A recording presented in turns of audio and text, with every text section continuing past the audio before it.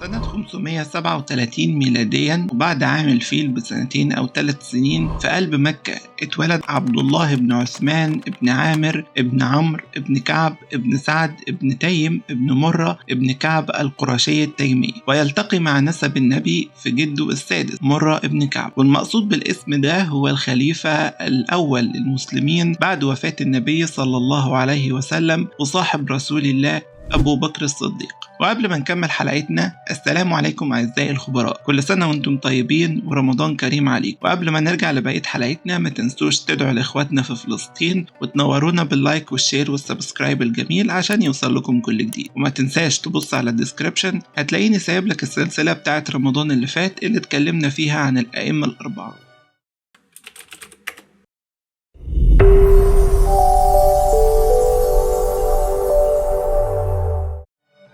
سيدنا أبو بكر كان بيتوصف بأنه جميل الشكل، وشه أبيض رفيع الجسم والوجه، وكان بيلقب بالعتيق. ومن أسباب تسميته باللقب ده لأسباب وأقوال كتير، زي إن والدته ما كانش بيعيش لها أولاد، وزي إنه كان جميل الوجه، وأسباب تانية كتير. وسيدنا أبو بكر ما تلقبش باللقب ده بس، لا، ده تلقب بلقب الصديق، لأنه كان مصدق الرسول إنه راح بيت المقدس في ليلة، لأنهم كانوا زمان صعب السفر لبيت المقدس في ليلة، لأنهم لا كان عندهم مواصلات بحرية أو جوية، وحتى المواصلات البرية كانت بغال وجمال، صعب توصل في ليلة واحدة لبيت المقدس. وتلقب بالصاحب لأنه كان صاحب رسول الله صلى الله عليه وسلم، وتلقب بالأتقى، وتلقب كمان بلقب الأواه لأنه كان بيخاف ربنا، وكان أسلوبه في رأفة ورحمة. كان سيدنا أبو بكر في الجاهلية من أشراف قريش، وكانت قريش بتطلب مساعدته، وكان مشهور بتجارته، وكان محبوب وسط أهل قريش، وكان سخي وكريم جدا، ومشربش الخمر أبدا. ليه؟ علشان يحفظ ويصون عرضه ويحفظ مرؤته، وما سجدش لأي صنم إطلاقا. وهو بيحكي لأصحاب الرسول صلى الله عليه وسلم،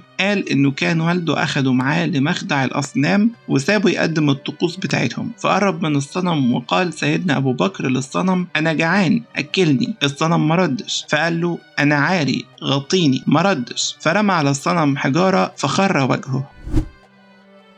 كان إسلام سيدنا أبو بكر رضي الله عنه سبب في ولادة رحلة إيمانية طويلة في البحث عن طريق الحق اللي بينسجم مع الفطرة السليمة ويحقق رغبتها. وكان إسلامه بعد بحث وانتظار ومعرفته العميقة بالرسول في الجاهلية. فلما نزل الوحي على الرسول صلى الله عليه وسلم ودعا الأفراد إلى الله، وقع أول اختياره على سيدنا أبو بكر رضي الله عنه، لأنه كان صاحبه اللي يعرفه قبل البعثة، وكمان لأنه صادق وأمين وعنده خلق اللي تمنعه أنه يكذب. ففتح الرسول صلى الله عليه وسلم فأسلم وما تأخرش، وعهد الرسول أنه ينصره، وبكده كان أبو بكر الصديق أول من أسلم من الرجال الأحرار. بعد إسلام أبو بكر رضي الله عنه، حمل الدعوة مع النبي صلى الله عليه وسلم، وتعلم منه أن الإسلام دين عمل ودعوة وجهاد، وأن الإيمان ما بيكتملش إلا إذا وهبت نفسك كمسلم واللي بتملكه لرب العالمين. كان الصديق كثير الحركة للدعوة الجديدة، وكان كثير للبركة، يعني كل مكان يروحه يسيب أثر ويحقق مكاسب عظيمة للإسلام. وكانت أول ثمار الصديق الدعوية دخول صفوة من خيرة الخلق في الإسلام،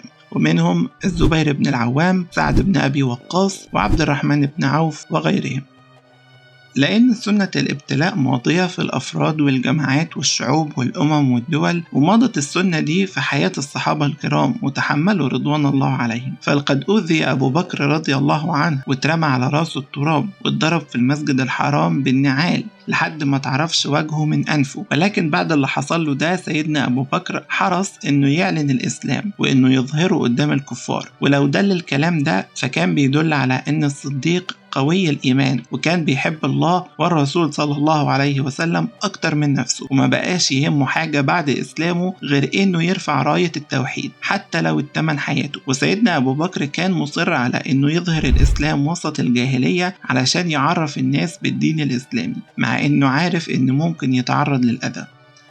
بعد ما كتر أذى المشركين لرسول الله صلى الله عليه وسلم وأصحابه مع انتشار الدعوة في مكة، وصل تعذيب الجاهلية لدرجة العنف، وخصوصا على الضعفاء من المسلمين علشان يرجعوهم عن إسلامهم. ومن ضمن اللي تعرضوا للعذاب هو سيدنا بلال رضي الله عنه. وكان سيدنا بلال ملوش حد يسنده ولا يحميه، وما كانش ليه دور في الحياة غير إنه يخدم ويسمع الكلام ويباع ويشترى. ولكن سيدنا أبو بكر الصديق لما شاف بلال يعذب من أجل دين الله اشتراه وحرره، لأن بلال رضي الله عنه كان عبد عند أحد المشركين. ومش بس بلال، لا ده أي عبد سيدنا أبو بكر كان بيشوفه كان بيشتريه وبيحرره.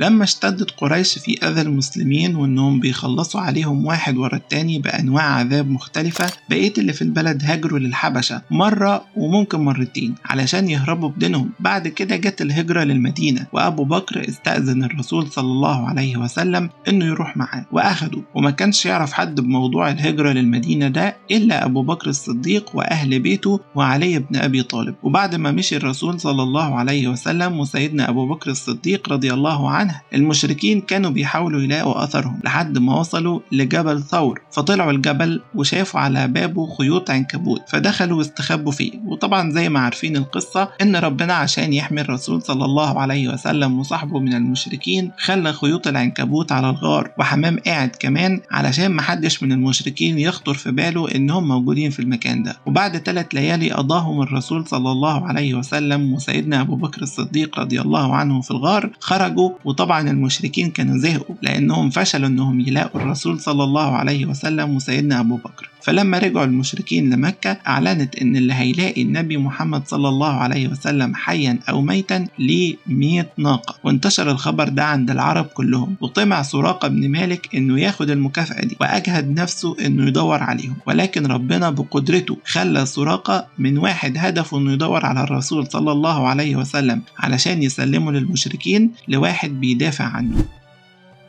كان يوم وصول الرسول صلى الله عليه وسلم للمدينة هو وأبو بكر الصديق رضي الله عنه يوم فرح وبهجة ما شافتوش المدينة قبل كده، كأنه يوم عيد. كانت الناس بتلبس أحلى حاجة عندها، وإحساس أهل المدينة إن ربنا فضلهم بالدين ده، فبقت بلدهم مكان لإيواء الرسول صلى الله عليه وسلم وصحابته من المهاجرين ولنصرة الإسلام. ومن هنا بدأت رحلة جديدة من المتاعب والمصاعب والتحديات اللي اتغلب عليها الرسول صلى الله عليه وسلم وصحبه للوصول لبناء حضارة إسلامية رائعة على أسس من الإيمان والتقوى والإحسان والعدل، بعد ما تغلبت على أقوى دولتين كانوا بيحكموا العالم وقتها، هما الفرس والروم. وبكده تكون انتهت حلقتنا النهاردة. متنسوش تعملوا لايك وشير وسبسكرايب وتفعلوا زر الجرس علشان يوصلكم كل جديد. مستنيين آرائكم في الكومنتات. سلام.